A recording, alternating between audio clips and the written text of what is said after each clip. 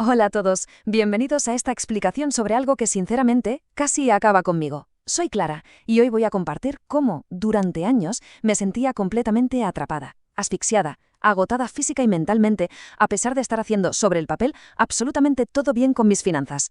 O sea, el insomnio era el pan de cada día, las ojeras mejor ni recordarlo, y ese nudo en el estómago, madre mía, no desaparecía nunca.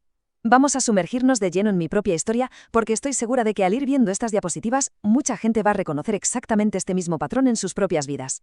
Hace 5 años yo ganaba exactamente 35.000 euros al año. Vivía en un piso interior súper oscuro, de estos en los que apenas entra un rayito de luz natural en todo el día, y bueno, conducía un coche de segunda mano que tenía ya 10 años y 1000 achaques. Mi cuenta bancaria estaba siempre tiritando, temblando cada vez que surgía cualquier imprevisto.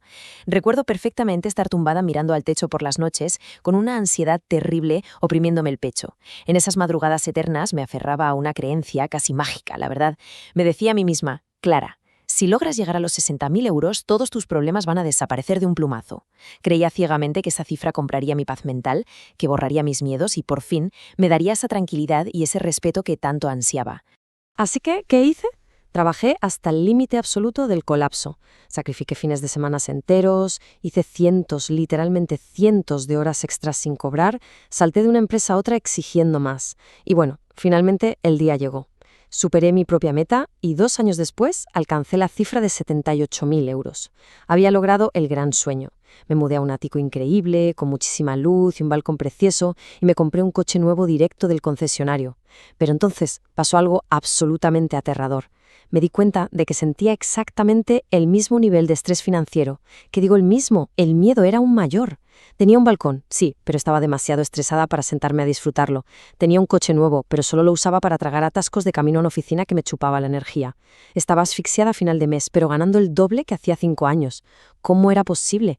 Llegué a pensar que era tonta, de verdad, que era un completo desastre gestionando el dinero.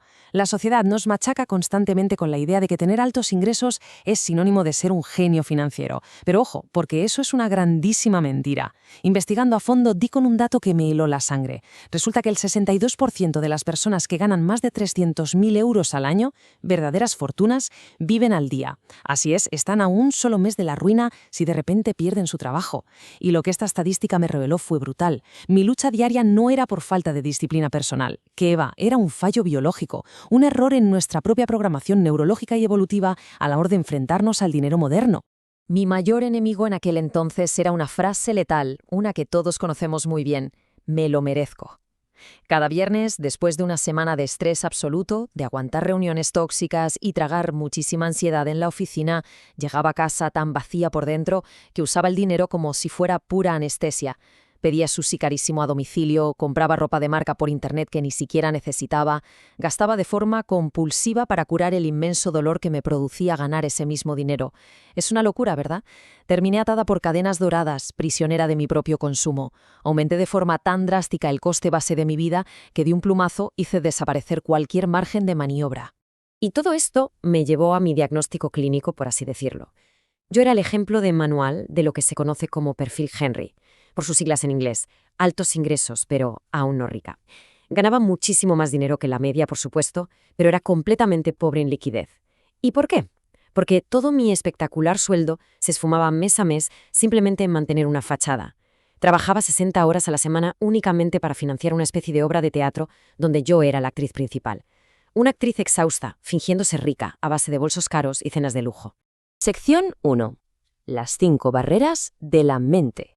Desesperada, me puse a investigar qué demonios pasaba en mi cabeza y descubrí 5 enfermedades psicológicas, por llamarlas de alguna manera. Son estas: 1. La cinta roja hedónica. 2. El efecto horizonte. 3. La trampa de comparación social. 4. La falacia de la llegada. Y 5. La identidad de ahorradora. Vamos a ir desgranándolas una a una para entender exactamente cómo nos sabotean sin que nos demos cuenta. La barrera número 1 es la implacable cinta roja hedónica, o lo que yo llamo la trampa de la rueda hedónica. Resulta que nuestro cerebro tiene la asombrosa capacidad de adaptarse a absolutamente cualquier lujo. Yo misma lo comprobé con mi coche nuevo.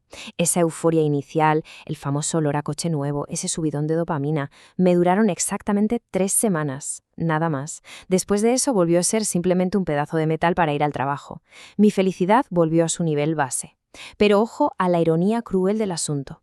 La emoción se esfuma rapidísimo, pero el banco nos sigue cobrando religiosamente la cuota de 500 euros mensuales durante 5 años. Es como correr sin parar en una cinta de gimnasio. Sudamos, nos cansamos, pero no avanzamos ni un solo milímetro. Luego me di de bruces con la segunda barrera, que es una verdadera tortura psicológica diseñada por nuestra propia evolución, el efecto horizonte. Los estudios demuestran que, independientemente de nuestros ingresos, nuestro cerebro siempre nos hace creer que necesitamos un 60% más de lo que tenemos en este preciso instante para sentirnos seguros de una vez por todas. ¿Y por qué un 60%? Pues porque la evolución nos hizo acumuladores para sobrevivir a los inviernos crudos. El gran problema es que hoy en día ese invierno es solo un estilo de vida imaginario. Cada vez que yo llegaba a una meta salarial, mi cerebro cogía la portería y la movía más lejos. Es un mecanismo perverso que nos mantiene eternamente hambrientos, asustados y, sobre todo, produciendo. Lo que nos lleva inevitablemente a la tercera barrera, la auténtica plaga de nuestra era digital, la trampa de comparación social. Yo me pasaba las noches muertas deslizando el dedo por el móvil, viendo a gente en yates por la costa, y claro, mi cerebro primitivo entraba en pánico absoluto al sentirse inferior dentro de la tribu. Estaba cambiando mi riqueza real, esa que es invisible y la que te da paz para dormir por las noches, por una riqueza visual que era completamente ficticia. Si lo pensamos bien, es una locura. Estaba hipotecando mi futuro y mi tranquilidad únicamente para ganarle a un algoritmo que está diseñado matemáticamente para hacerme sentir mal, frente a un completo extraño que, seamos sinceros, probablemente había alquilado ese yate. La cuarta barrera que tuve que destrozar fue la falacia de la llegada. Esta es una ilusión óptica potentísima. Te convence de que cuando por fin alcances un sueldo concreto o ese ansiado cargo directivo, una especie de luz divina va a iluminar tu vida. Yo sacrifiqué mis mejores años, me perdí cumpleaños importantísimos, no descansé jamás, todo esperando cruzar esa frontera mágica. ¿Y qué pasó cuando por fin la crucé y abrí la puerta? Que la habitación estaba completamente vacía. No había ninguna magia. Solo me encontré con más responsabilidades y una presión corporativa asfixiante. Perdí mi presente apostando absolutamente todas mis fichas a un futuro ilusorio. Sección 2. El reverso oscuro. La identidad de ahorradora. Y aquí llega mi descubrimiento más doloroso. Tras asustarme terriblemente al darme cuenta de mis propios excesos de consumo, mi cerebro hizo un cortocircuito y el péndulo giró de forma violenta hacia el extremo opuesto. Me convertí en una acumuladora patológica. El ahorro dejó de ser un hábito financiero saludable y literalmente devoró mi identidad entera. Me convertí en una prisionera dentro de una celda que tenía la puerta abierta. Llegué a tener más de 100.000 euros en liquidez, pero sentía un dolor físico, un pánico visceral, ante la simple idea de gastar 3 tristes euros en un café o de irme de viaje con mis amigos. Trabajar de sol a sol solo para proteger un número en una pantalla y sufrir ansiedad teniendo recursos de sobra es, sin ninguna duda, la pobreza más profunda del alma.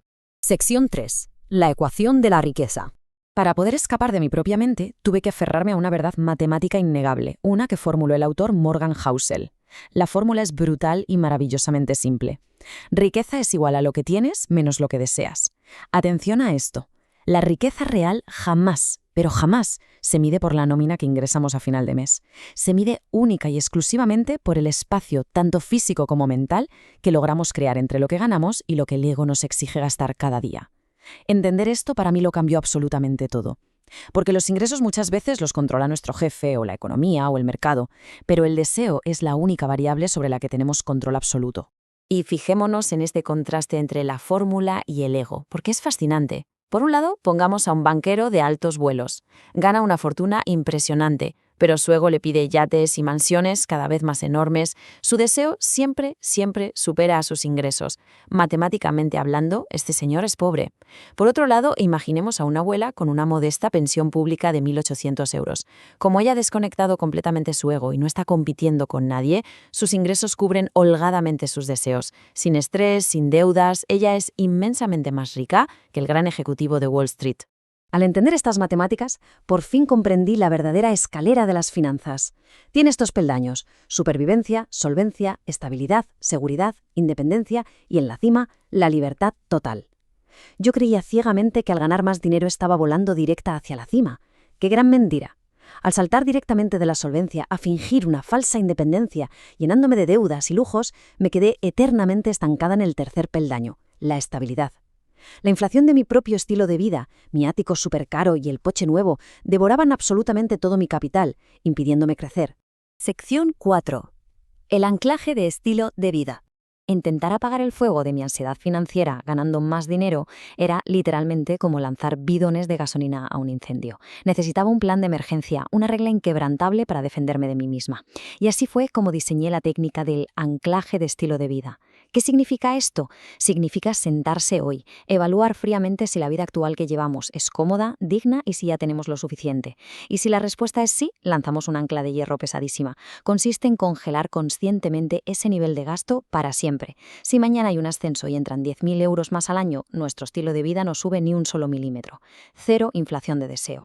Así que tomé una resolución poderosísima. A partir de ahora, ganar más dinero ya nunca más significa gastar más dinero. Una vez echado ese anclaje, el 100% de cualquier nuevo ingreso que entra va destinado estricta y exclusivamente a comprar de vuelta mi tiempo. En la práctica real esto significa poder jubilarme una década antes o permitirme tomar un año sabático sin entrar en pánico o simplemente tener el poder absoluto de decir no y cambiar a un trabajo con menos estrés, simplemente porque ya no necesito mantener en pie un castillo de naipes financiero. Básicamente es usar las matemáticas puras y duras para hackear nuestra propia biología. Para terminar esta explicación, creo que de verdad vale la pena que reflexionemos profundamente sobre todo esto. ¿Ha llegado el momento de lanzar el ancla y recuperar las riendas? ¿Es posible detener la rueda hoy mismo? ¿Podemos congelar las exigencias de nuestro ego y redirigir todo ese capital hacia la única cosa que tiene un valor real en este mundo, nuestro tiempo y nuestra libertad? La próxima vez que recibamos un aumento de sueldo, la decisión será totalmente nuestra. ¿Compraremos más cosas inútiles para intentar impresionar a completos desconocidos o compraremos los años de vida que nos quedan? Espero de corazón que esta historia haya resultado tan reveladora para todos como lo fue para mí. Hasta la próxima.